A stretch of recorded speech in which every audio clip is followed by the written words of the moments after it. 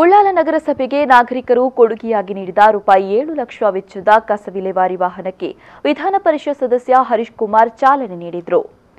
ಉಳ್ಳಾಲ ನಗರಸಭೆ ಸಭಾಂಗಣದಲ್ಲಿ ವಿವಿಧ ಯೋಜನೆಗಳಡಿಯ ಫಲಾನುಭವಿಗಳಿಗೆ ಚೆಕ್ ಹಾಗೂ ಸಹಾಯಧನ ಹರೀಶ್ ಕುಮಾರ್ ಅವರು ವಿತರಿಸಿದರು. ಬಳಿಕ ಮಾತನಾಡಿದ ಅವರು, ಜನರಿಗೆ ನ್ಯಾಯವನ್ನು ಒದಗಿಸುವ ಕಾರ್ಯ ಕ್ಷೇತ್ರದ ಶಾಸಕರಿಂದ ಆಗಿದೆ. ರಾಜಕೀಯ ರಹಿತ ನಿಷ್ಪಕ್ಷಪಾತವಾದ ಸಿದ್ದರಾಮಯ್ಯ ನೇತೃತ್ವದ ರಾಜ್ಯ ಸರ್ಕಾರ ಜಾರಿಗೆ ತಂದಿರುವ ಕಾರ್ಯಕ್ರಮವನ್ನು ಶಾಸಕರು ಒದಗಿಸಿರುವುದು ಕ್ಷೇತ್ರದ ಅಭಿವೃದ್ಧಿಗೆ ಪೂರಕವಾಗಿದೆ ಅಂತ ಹೇಳಿದರು. ಸಿದ್ದರಾಮಯ್ಯನವರ ನೇತೃತ್ವದ ಕಳೆದ ಸಂದರ್ಭದಲ್ಲಿ ಸರ್ಕಾರ ನಿಮಗೆ ಹಕ್ಕುಪತ್ರವನ್ನು ಕೊಡುವಂತಹ ವ್ಯವಸ್ಥೆಯನ್ನು ಮಾಡಿತ್ತು.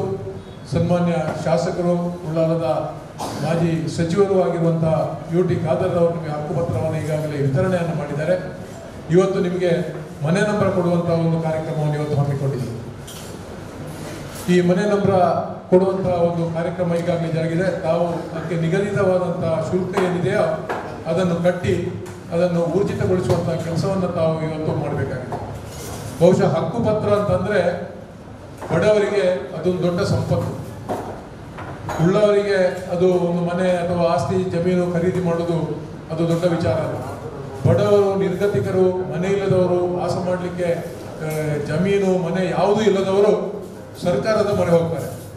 ಅಂತಹ ಸಂದರ್ಭದಲ್ಲಿ ಸರ್ಕಾರದಿಂದ ಈ ಸಂದರ್ಭ ಉಳ್ಳಾಲ ನಗರಸಭೆ ಸದಸ್ಯರುಗಳಾದ ಬಾಸಿಲ್ ಡಿಸೋಜಾ, ಮಹಮ್ಮದ್ ಮುಕ್ಕಚ್ಚೇರಿ, ವೀಣಾ ಡಿಸೋಜಾ ಸೇರಿದಂತೆ ಮತ್ತಿತರರು ಉಪಸ್ಥಿತರಿದ್ದರು.